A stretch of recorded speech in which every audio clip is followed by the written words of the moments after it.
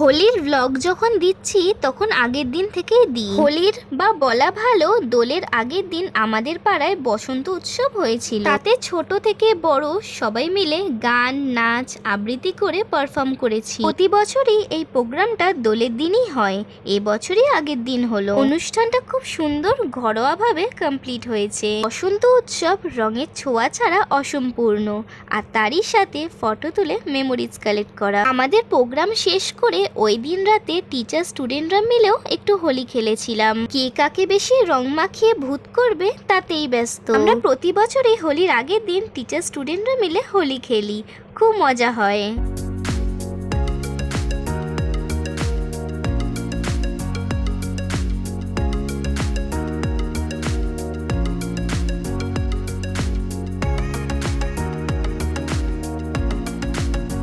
এবার আসি হোলির দিনে। কালকে খুব টায়ার্ড হয়ে গেছিলাম, তাই আজকে একটু লেট করে উঠেছি। মা ব্রেকফাস্টে চাউমিন করেছিল।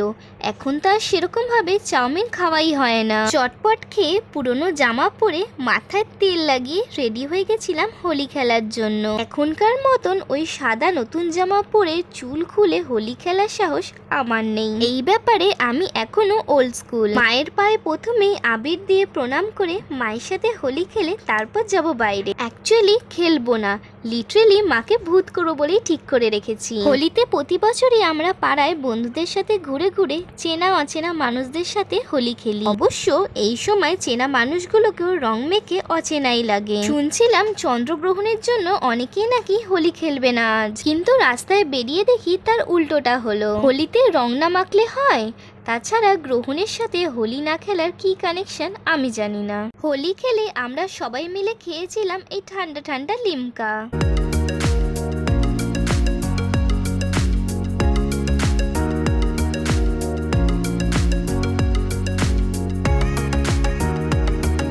শেষে যেইটুকু আবির বাকি ছিল তা দিয়ে ফেসিয়াল করা চলছে দেখুন।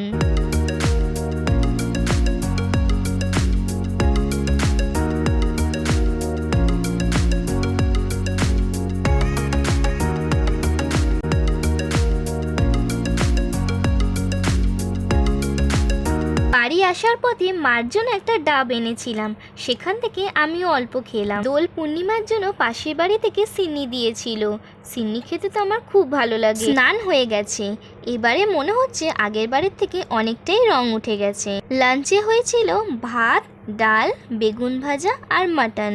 হোলিতে তো ভালো কিছু খেতেই হবে, আর মাটন হলে না অন্য কিছুর দরকারই পড়ে না। মাটনের ঝোল দিয়েই পুরো ভাত খাওয়া হয়ে যায়। প্রতিবারই হোলির সন্ধেটা আমার ল্যাদ খেয়েই কাটে, এবারও তাই। মায়ের কাছে একটু কফির আবদার করেছিলাম, তো সেটা খেতে খেতে মর্দানি 3 দেখছিলাম। শুনছি এই মুভিটা নাকি খুব ভালো হয়েছে, তাই দেখছিলাম। এই আইসক্রিমটা 2 দিন ধরে ফ্রিজেই পড়েছিল, তাই ভাবলাম আজকেই খেয়ে নিই। তো এভাবেই কাটলো আমার হোলির দিনটা।